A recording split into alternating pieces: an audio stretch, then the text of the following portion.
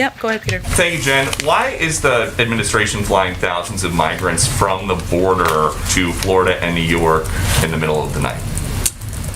Well, I'm not sure that it's in the middle of the night, but let me tell you what's happening here. It is our 4:29 a.m. well very early in the morning. Here we are pre-dawn. talking about early flights, earlier than you might like to take a flight.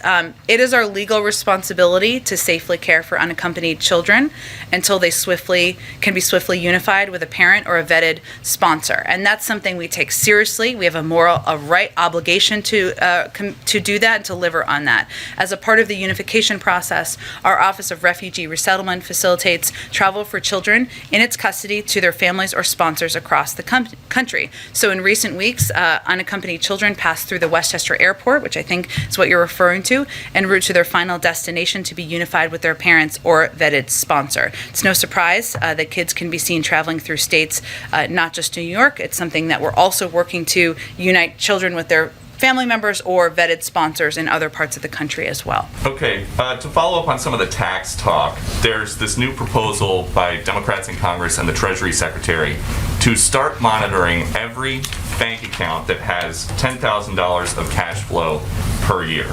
So, is the plan to catch billionaire tax cheats by snooping on accounts that just have $10,000 in them?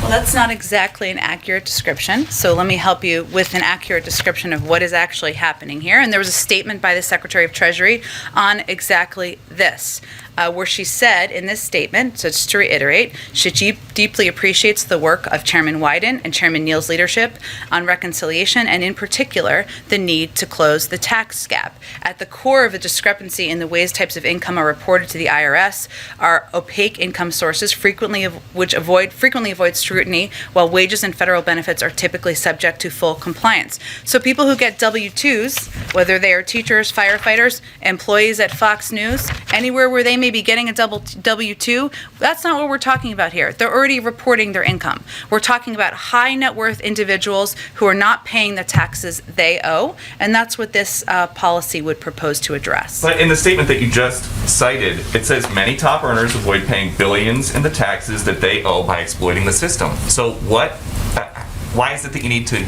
start looking at accounts that just have $10,000 in it? Maybe somebody doesn't get a W-2. That is not exactly what it does. The $10,000 is anything under that would not be applicable, nor would people who receive W-2s, Peter. What we're talking about here are people who are high net worth individuals who are not paying the taxes they owe, something we think everybody believes should happen and can help pay for in a range of important investments to make us more competitive. Okay. And then just one on vaccine requirements. If the whole point of a vaccine mandate is to make people safer, but a vaccine mandate also means tons of police and military may walk off the job, then at the end of the day, does a vaccine mandate make people safer? Well, where are tons of police and military walking off the job? Well, the Washington Post says that hundreds of thousands of U.S. service members remain unvaccinated, which is leading to questions about possible military readiness. The L.A. County Sheriff says that 5 to 10% of their workforce could walk off the job. And so, considering is there any concern about that? Well, I would say what we point to, or what I would point you to, is evidence with a range of companies, organizations.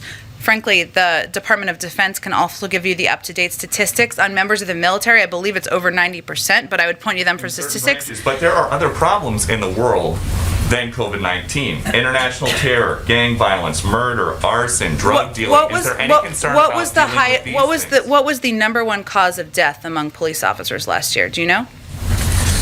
COVID-19.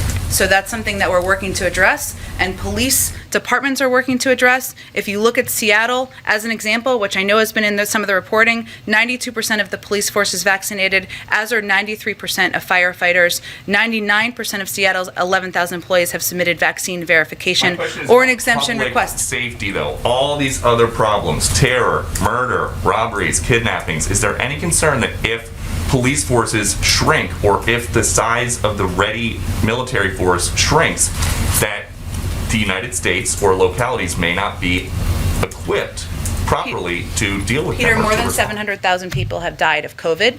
Again, it was the #1 cause of death among police departments and police officers. It's something that we should take seriously. Departments are trying to save people in their departments, people who work for them. We support that effort, and there's been success across the country in that regard.